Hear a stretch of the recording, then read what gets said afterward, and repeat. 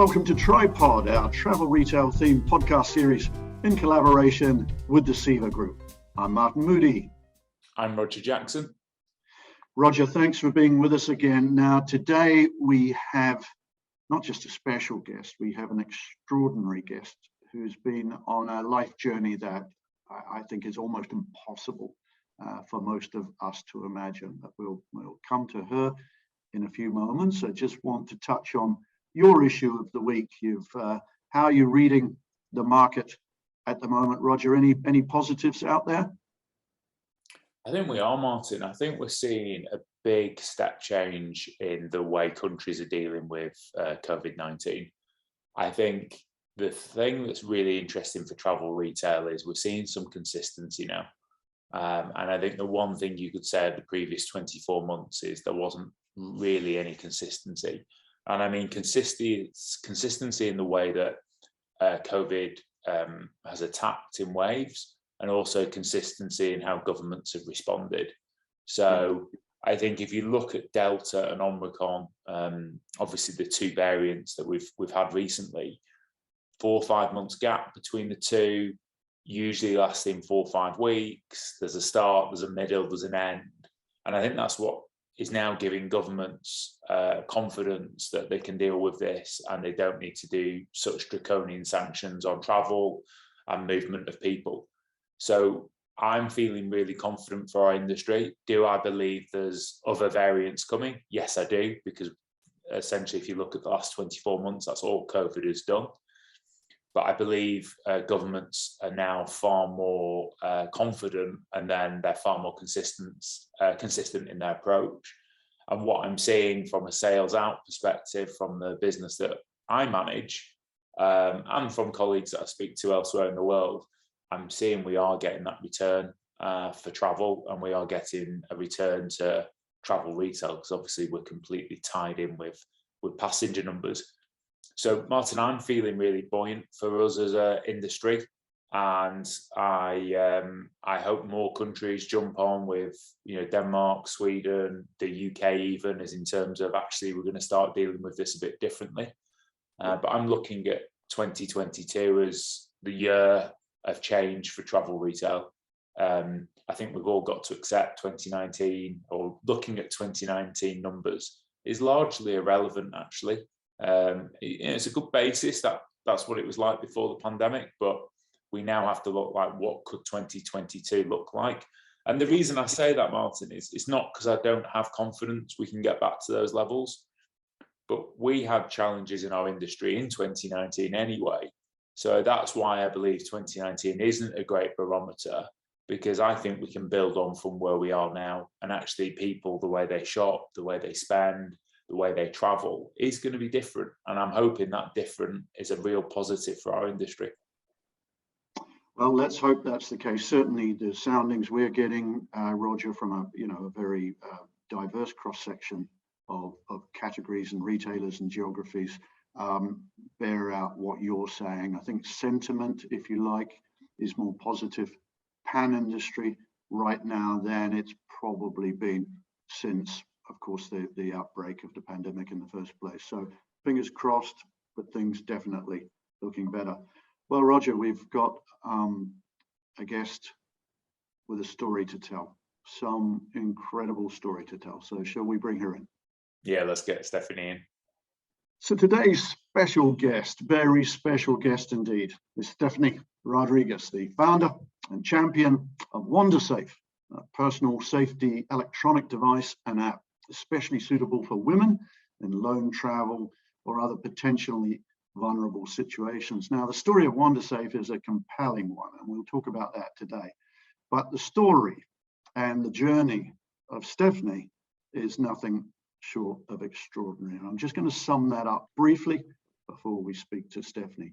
WanderSafe launched into travel retail in 2018. It got off to a roaring start. Stephenie was doing everything in her power with enormous energy to champion it. And that culminated in a business trip to Nigeria in September 2019, an ill-fated business trip because she was bitten by mosquitos during a photo session. And while at first there was no adverse reaction, well, there soon would be. And at Boston Logan Airport in the US later that month, Stephenie suddenly felt desperately ill as she was about to depart for Australia, where she lives, following a short trip to the States. And soon afterwards, she fell into a coma. The diagnosis, cerebral malaria. Now, over the ensuing weeks in a Boston hospital, she had the last rites administered 3 times, having suffered acute septic shock and organ failure. Now, expert medical skill pulled her through but her struggles were anything but over. You see, the intense treatment had saved her life, but it had affected the body's extremities. And as a result, Stephenie spent most of 2020 in a bunch of Sydney hospitals in a battle to save her dying feet and hands, including, would you believe, 28 operations to her feet. Nothing worked, essentially. Her heel bones were dying. And if she was to walk again, Stephenie would need a double amputation of both feet to be replaced by robotic artificial limbs. And that duly happened on 31st of March, 2021, just a few months ago. Stephenie had both feet amputated.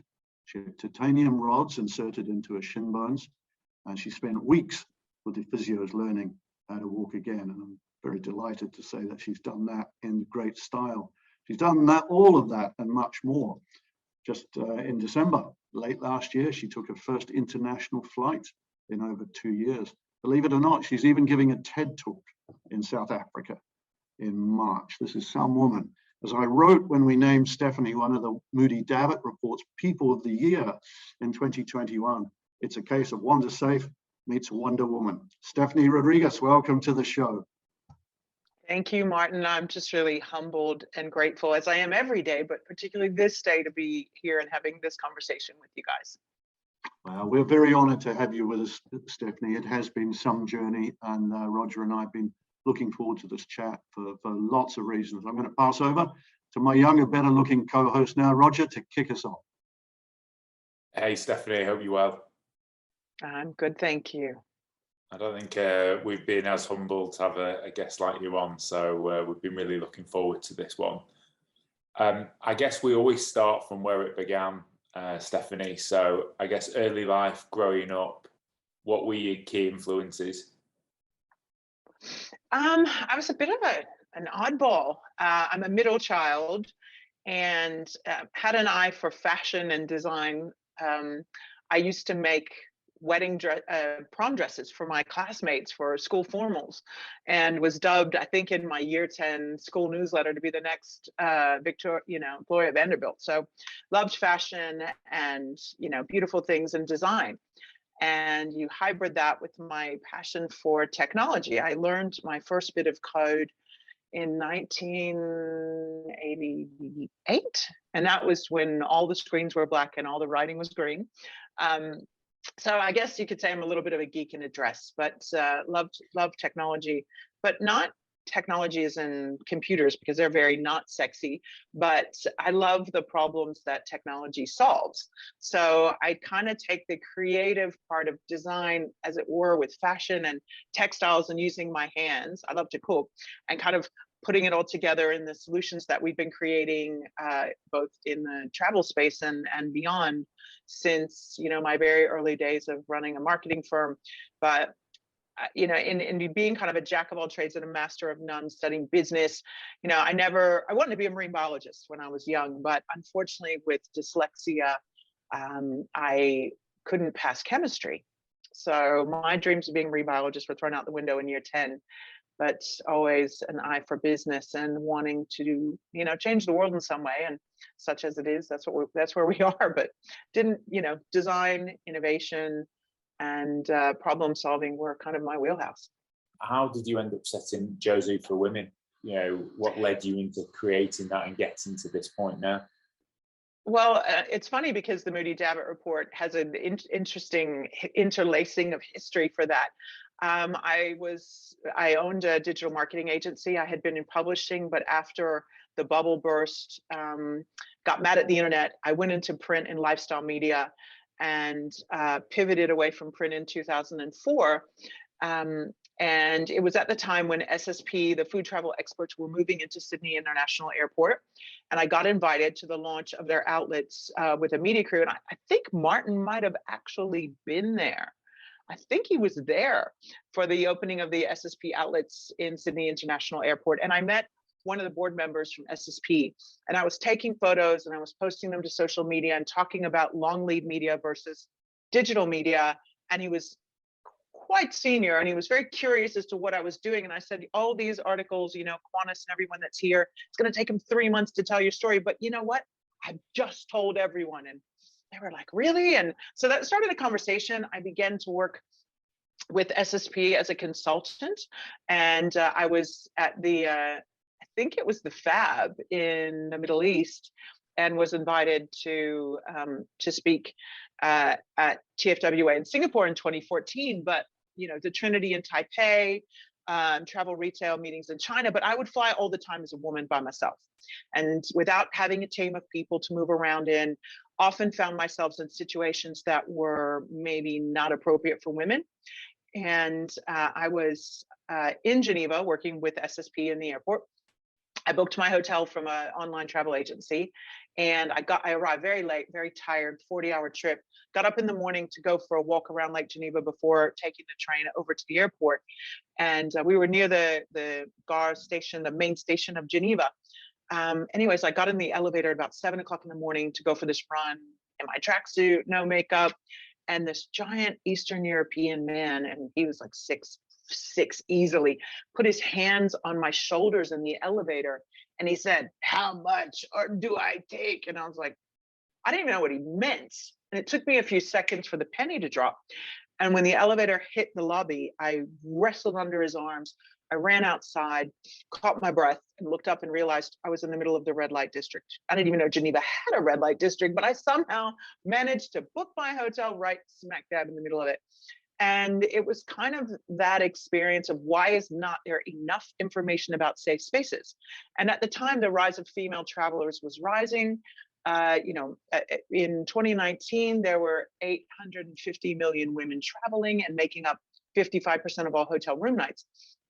So in starting a source of information related specifically to safety was the genesis of Jozu. Jozu is a Japanese word. It means well done or better than. And it was actually taught to me by an ex-boyfriend. So naming my company Jozu for Women and wanting to help women travel better and safer was the intent in 2016. We kind of launched our platform as a safe space for women to share travel information around location safety. But we pivoted in 2017 with some advice from Silicon Valley about the need for more inclusive solutions. So although Jozu for Women is the parent company, we launched the brand WanderSafe because it's neutral and for everyone, anyone who feels vulnerable.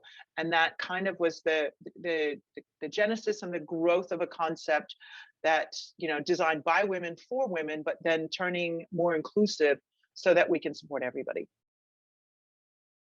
Okay. Wow. That's some journey. Yeah, it's some story, isn't it? And obviously, as I said in the intro, Stephenie, things were going pretty well. I remember at the time, you know, we were covering your story. You were championing this concept, this new product with your trademark energy, and kind of the world looked pretty good. And then, of course, you took that fateful trip. And inevitably, that's what we're going to concentrate on today. We'll come back on WanderSafe because that's really important. It's an important product for our times, for any times, in fact. But let's talk about you. What's happened since? You know, I outlined the medical procedure in some detail earlier, but I mean, that's just the tiny tip of a very, very large iceberg. Just tell us about that journey and how it's reshaped you mentally, as well as, of course, physically and spiritually. I think we both, and all our listeners, will just wonder how you have coped with this extraordinary journey and how it's changed you. Well, one is, again, being an ex-model and, you know, very appearance conscious,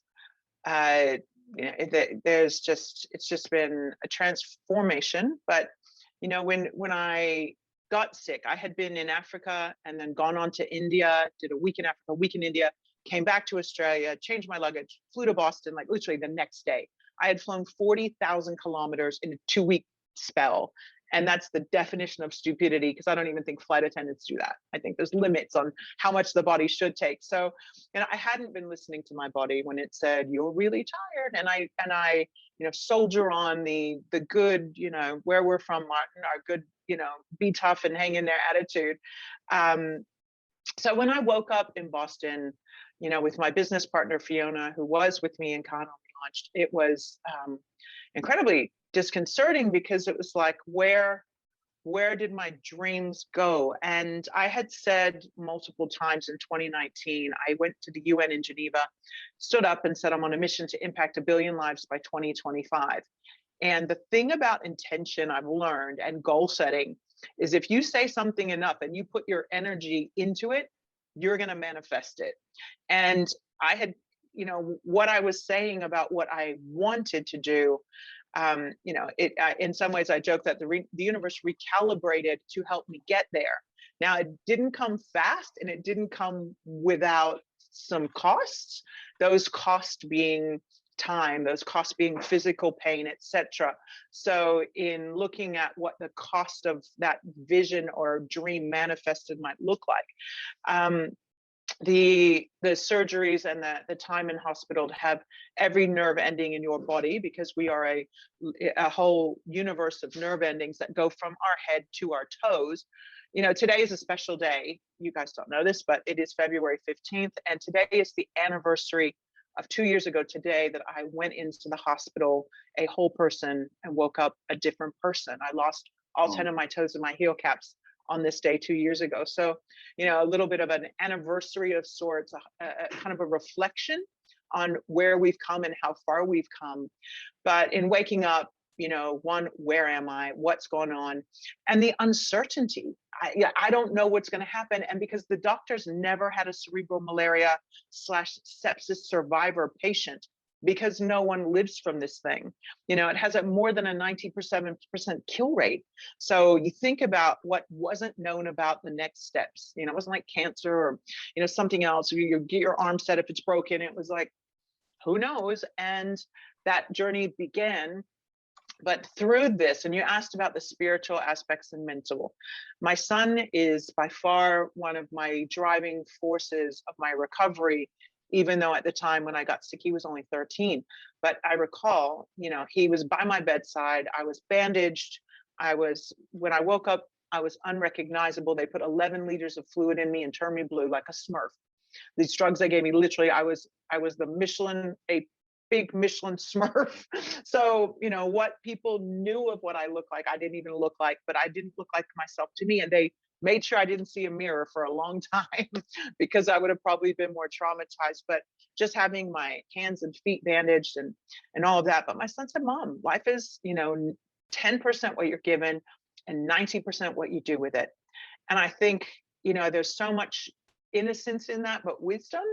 And it was really up to me whether I was going to, to have a pity party for myself. And some days I was angry because the doctors gave my family the option to give me vasopressors when it was the last thing that they could do. They said, if we give her 100% of these drugs, that may or may not save her life, because we don't think, like, their data said it's over.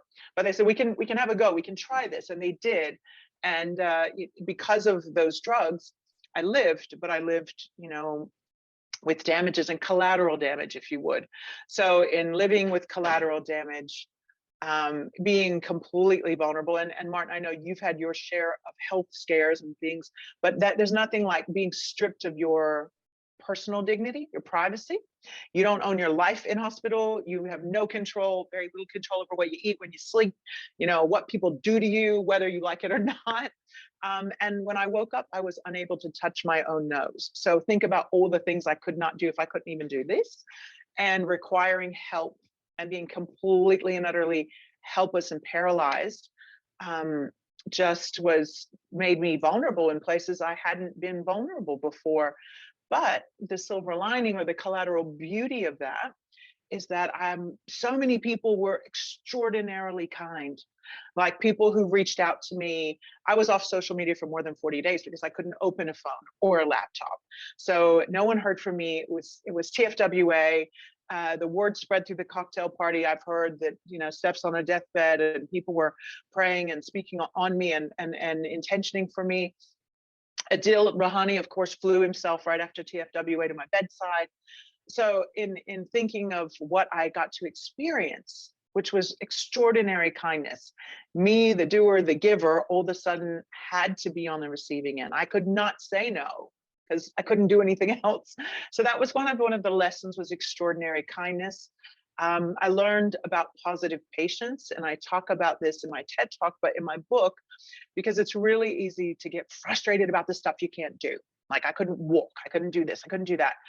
And in that, all the energy that you have being frustrated about the stuff that you can't do, even in the pandemic when we couldn't move around or whatever, like, you know, the flip side of that is being patient, going, it might not be now, but in due time, things will be as they should be, and trying to keep a positive mindset. And I really believe that mindset is so important. You can approach things negative or positive, but happiness is a conscious choice. I firmly believe that you choose, doesn't take the pain away, doesn't take the inconvenience away. It's just how you see that lens in life is really up to you. And, you know, stuff got really real for me. Stephenie, let me just take you back to the night before the operation then. You were contemplating, you know, a life-changing operation in every sense. Just tell us about your emotions that night. Well, I was very fortunate because a good friend of mine had a birthday on Valentine's Day. So I had been at a birthday lunch in my wheelchair. We went from lunch to a boat, which is very Sydney Harbor. We went on the boat for a couple of hours. So, and it was like almost the last hurrah, if you would. And I was in terrible pain, Martin. You know, the decomposing tissue on my feet and the pain I was in was always hard. The inconvenience was harder. And, you know, my feet had necroticized. The tissues that were dead had been, this was now February, and I got injured in like September, October. So I really needed this surgery. So I didn't really have a choice, but I just remember the uncertainty. And one of my very good girlfriends, her name's Julie, she came in an Uber and she took me to hospital that day. She escorted me in an Uber. We were there, we had the wheelchair, my hospital bag. And I cried the entire time in the Uber. I just bawled my eyes out. I literally felt like dead man walking. Like I was gonna go here, and the outcome was uncertainty. And you know, no one could tell me, would I walk again? Would my feet close? Like, would I wear shoes? Like, I didn't know anything, and it was just very final. But I couldn't get off the bus. I had to do this because the risk of infection and the pain was overriding any of my fear. Like it was harrowing, to say the least, but quite an emotional, you know, inflection point. But grief, loss, sadness, and uncertainty would probably be the top four. Stephenie, when did you know it was all going to be okay? You're obviously a really positive person. And I only think someone with your capability or, you know, natural agility could get through something like this. But when did you actually know it was going to be all okay? And when was that? I never know if it's going to be okay. Even yesterday, I was visiting my hand surgeon because I'm going to require more surgery on my right hand. I lost, you know, muscle tissue from a pressure blister that ruptured an artery in the heel of my right hand, and lost, you know, parts of my index finger and muscle. So I'm a work in progress, like forever, and suffering severe septic shock and recovery just on the sepsis portion of that it comes with it, you know, some life after sepsis called post-septic shock syndrome. So I don't ever know when something's going to break down or what that might look like. I had equipment failure on my trip to the US with my prosthetics, and that was pretty scary. And I, you know, not knowing where the nearest person was who could help me, and I was unable to walk because literally one of my prosthetic screws that screws into my leg was loosened. that never happened, you know. And then who would know how to screw it back in? So, you know, it's I think taught me how to just breathe and trust the universe, that everything is happening as it should be. A very wise woman said to me, the universe doesn't conspire against you. It's actually conspiring with you. And when we see these uncertainties, the universe is not building a wall. You got to see it as building a bridge. And that stuck with me, you know, since we spoke in October, this woman and I in 2019, that the universe was building a bridge. And I look, my bridge has been 2 years. And I only lost my feet a year ago. So a year in the hospital, plus so many surgeries, you know, so much uncertainty about the future. But I guess I just have resigned to this kind of faith that, you know, clearly it wasn't my time then, and when it is, it will be. But until then, it's like the Jack London quote from 007, you know, the movie, the recent one. And then M is reading a passage and it says, you know, I will not use my days trying to prolong them. I will use my time. And I don't have any tattoos, but if I were to get one, that's exactly what I'd write on my body. I will use my time, because, you know, we're not promised tomorrow. And that's really kind of one of the other really big themes here is, you know, we all think we're going to live forever until we get surprised at the advent that we won't. And it is transformational. You know, you do think differently about life, problem solving, and how you spend your effort. Like, I live very intentionally now. I do the things that matter. I tell people I love them. I express gratitude, and I also say I'm sorry, because you just never know when the sun's going to go down and you don't get to see the next sunrise.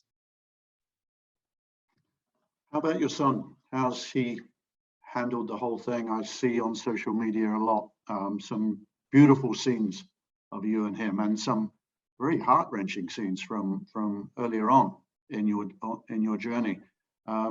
Just describe that relationship and how important that's been in. Well, he's a legend, my son. I'm a single mom, and I have been for a couple of years now. And, you know, growing a teenage boy, and, you know, the importance of being a role model. You know, what children live, what they learn. And so if he saw me coming undone with problems, like simple problems or big problems, you know, his optimism, and, you know, some people say he's fatally optimistic, but, you know, he always, and he's been interviewed on my story before, and having listened to him articulate what he went through, because I wasn't there to see that or bear witness to it. But he just, you know, he says he always believed that I would come good. It never, whilst the doctors were giving him bad news, he just wouldn't accept that in his own mind, that he always just believed we would come through this. And it's funny because I still have to do all the mom things while being the patient, you know, like laundry and school homework and calendar management and things like that, you know, that sometimes he even forgets that I have a limiting ability. I don't like the word disability, but, you know, that I am limb different, that I can't do everything I used to do. I can't just jump up and do whatever, and he's got to help me. And he just, you know, his perception of me hasn't been, oh, my mom's disabled now. You know, I like, kids can be unkind. And, you know, at one point, very early in the piece, one of his school cohorts was bullying him about his mother being in a wheelchair, and he almost got in a fight, and he came home like up in arms about it. And it's like, okay, you know, violence doesn't solve anything, in one tone, but almost proud of him for taking a stand on how he felt and being willing to say that's not okay. You know, much like boys need to express their testosterone on schoolyards, especially at that young age of puberty. But he's incredibly resilient. He's self-driven. He's an artist. He's building his own musical career, which I'm terribly proud of. Funny enough, we just made our first TikTok. I don't know if you've seen it, but it's hilarious. And, you know, TikTok was a craze that happened when I was in the hospital. And frankly, learning how to be in a wheelchair, not a dancer. So this TikTok is quite funny because it represents so many fun things. But our first collaboration, you know, mother and son and artist, has been our TikTok video. That's a Valentine's video that's just out on my socials right now and on my TikTok account. It's pretty cute. Yeah, I saw it, Stephenie. It's absolutely brilliant. Back to you, Roger. Before I take Stephenie to our resident duty-free island in a moment, but just close out this section for us, Roger, if you will. Stephenie, you've mentioned quite a few different people, quotes and friends, and other people in the industry. Would there be any key life mentors or influences on your life, whether it was before your operation or after? I am blessed to have the counsel of so many smart people to make up for the fact that my mother wasn't a successful entrepreneur.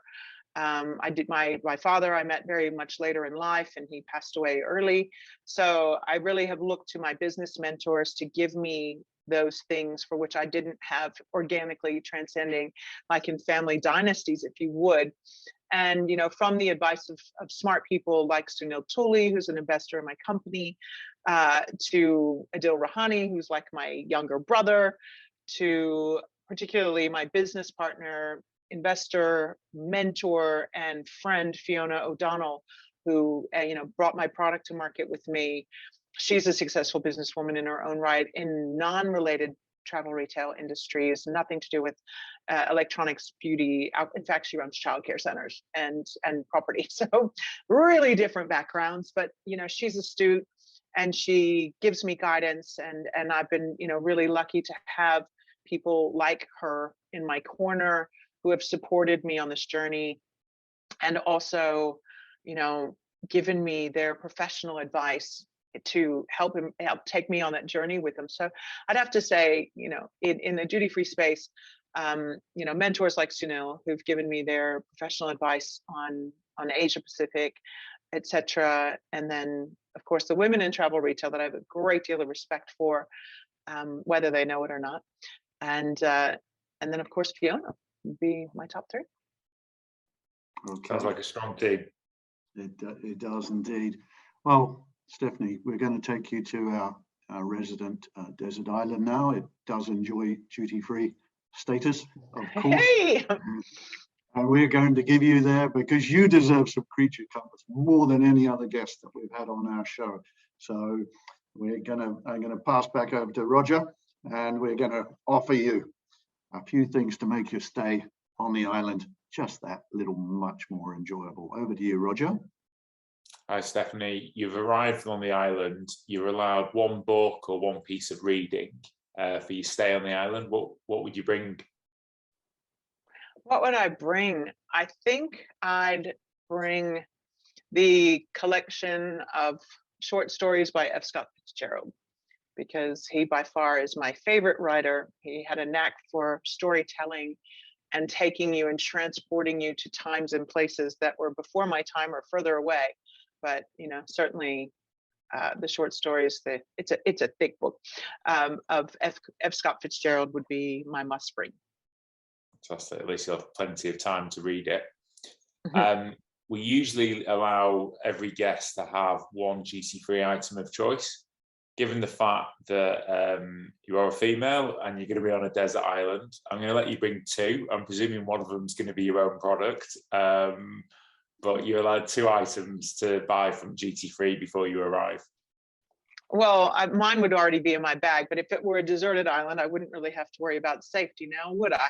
Except for if I wanted to call for help if I got a flat tire. And that is, of course, something that my product does.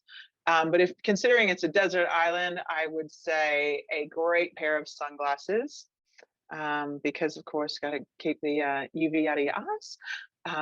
And Simon Jablin's company, Linda Farrow, makes some amazing sunglasses. So I would have to say something from Simon's company, Linda Farrow, would be on my wish list. And really good sunblock would be my second thing, essential. Very good items and essential items. And finally from me, music, either one album or one song that you could take. I would take African Rising by Black Coffee. Black Coffee is a South African house DJ. Yeah, he's here. He's in Dubai. He's playing Expo tomorrow night. So. Oh my goodness, bucket list, like bucket list. Yeah. Yeah. All right. Okay, I was very happy to hear you say F. Scott Fitzgerald, Stephenie. I suppose I have read The Great Gatsby on about 15 occasions. I studied at university 100 years ago, and I've read it so many times since. I particularly like a phrase on the final page of that book. I think it's the most beautiful piece of writing in the English language, perhaps. And it's the quote I've often drawn on it in terms of travel retail and struggle running a business within. And that's, you know, the quote very well. So we beat on, boats against the current, borne back ceaselessly into the past. It's a beautiful quote, and he was an extraordinary author. On this desert island, we're going to treat you to a pretty wonderful dinner, and we're going to fly in 3 guests. They can be from history or they can be living today.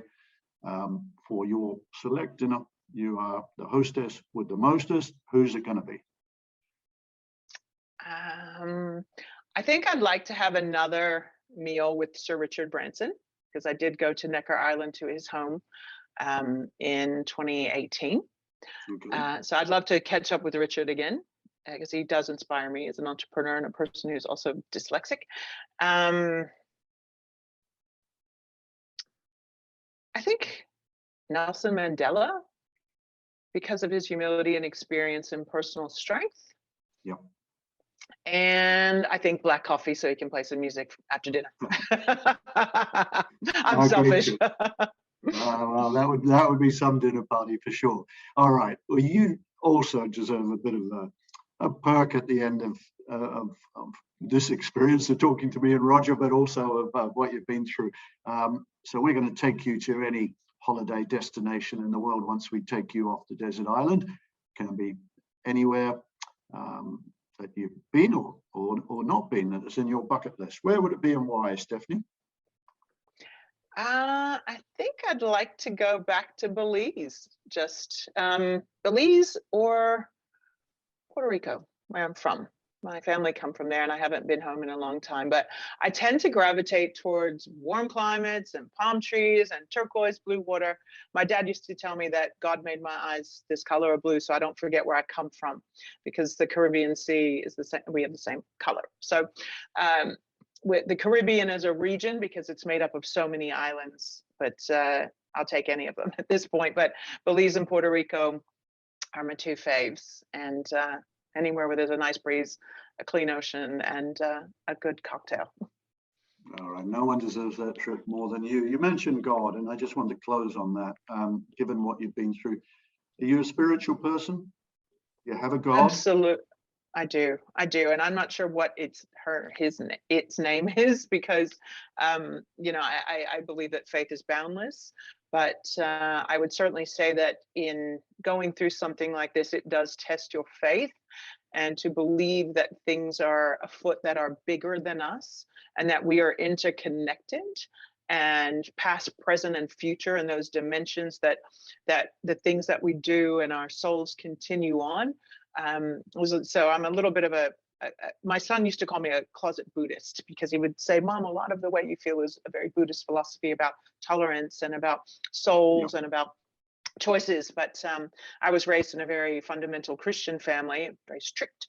And, you know, their God was a very strict and one full of lightning rods and fear, which I don't tend to share that same philosophy, but certainly know that there has been the hand of something on my life. And I believe that struggle in my hours of dire experience was a battle of good and evil. And because I'd set my sights on a very lofty 1 billion lives by 2025 goal, that, you know, evil didn't really like that. And good was like, we're going to make that happen. She said it, she's going to do it.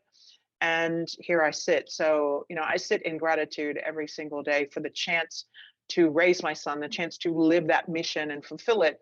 And, you know, and when there are things that I don't understand or I can't, you know, make sense of, you know, I have to just throw my hands up and say, okay, it's in your hands. I'm here to serve. And in taking that position of just acceptance of self and believing that we are all connected to that divine and each other, kind of just reinforces the values that I have on everything that I do. Okay. Well, Stephenie, you've inspired a lot of people with your battle, and I will call it a battle. It's been an immense one. You stared down death, you came through it, and then you've gone through one of the most traumatic, life-changing surgeries that one could possibly imagine. And yet we see you today full of energy, full of life, full of commitment towards your product and its purpose. It is a product with purpose, WanderSafe. It's going to make women of the world and others vulnerable in the world safer on the streets or wherever they may be. And I think that's fantastic. And I think hopefully the travel retail industry will get it behind it, Stephenie, because it's exactly the kind of product that our sector should be championing and selling.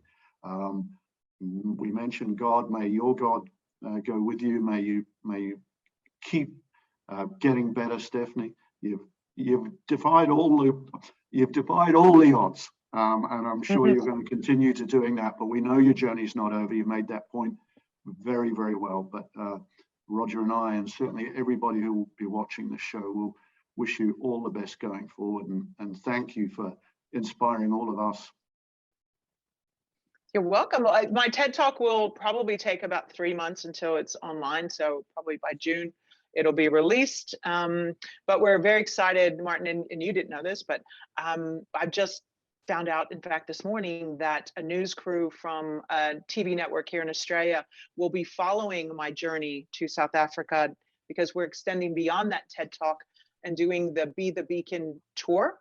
So we're going to Lesotho inside South Africa, the Kingdom of Lesotho, to work with disadvantaged women's groups. We'll be in Joburg and in Cape Town, talking about WanderSafe, talking about Be the Beacon, and empowering women and vulnerable people in the next coming months. So, in my socials, you'll see lots of that, but, the chance to amplify that vision and story and continue the work we started, which we're on the bench for 2 years, but we're certainly going to give it all we can in 20. My hashtag is so much to do in 2022. Roger, final word from you. Stephenie, just big thank you. I know we've just had under an hour, but I feel like I could talk to you for probably another 3 hours. I've got so many questions, and I'm going to be following you on Instagram as soon as we finish this. But yeah, I just want to hear more. So to hear that you're going to have a bit of a docu-series is fantastic, because I'll be tuning in. Well, thank you. And my book, Thank You, Mrs. Carter, is due out this year too, which is my memoir. So, hopefully we'll bring some of those in the suitcase to Cannes. But yeah, it's going to be exciting to see how this story, because I know how it transformed me, but I just really hope that by telling this story, that it can inspire other people, to find the collateral beauty in negative situations and find the strength. Because I think that whatever's in me, it actually exists in everybody. They're just never brought to the challenge of really having to dig deep in that way. But, I don't think I'm unique and special. I just think that I'm an example. Stephenie, just to close, you're right now, you've got your 2 artificial limbs, your feet. When you look at them every day, what do you think? You think they're things of beauty? Well, they're actually kind of perfectly imperfectly perfect, because although they're not mine and they are carbon metal with a silicone slipper on the top that looks like a foot, that I treat like my hand so that my brain associates with it. So there's a part of amputations and prosthetics is the mind's acceptance of the prosthetic is just as much essential as an organ being accepted into the body. When you see something that's foreign, there's a lot of mental association that is essential. And I know we're running out of time, but the first couple of weeks I had my prosthetics, I always had shoes on and I never saw my feet. So my brain wasn't accepting and I had phantom limb. And it was one day that I took my shoes and my socks off and I just looked at them and they looked like feet, but there's no calluses, there's no hangnails, there's not chipped polish. Like they're actually perfect, and I was like, wow, I'm kind of lucky because I didn't have bad feet before. I had nice feet, but these are, callus free.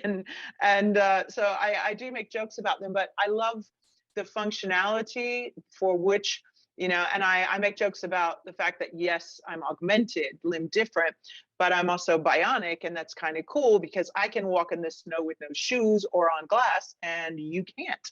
You know, women love their footwear. And, you know, I love a good pair of Christian Louboutins or Manolo Blahniks, and those aren't comfortable. And any woman that tells you they are is lying. But I can stand in Louboutins now for 12 hours and not feel a thing.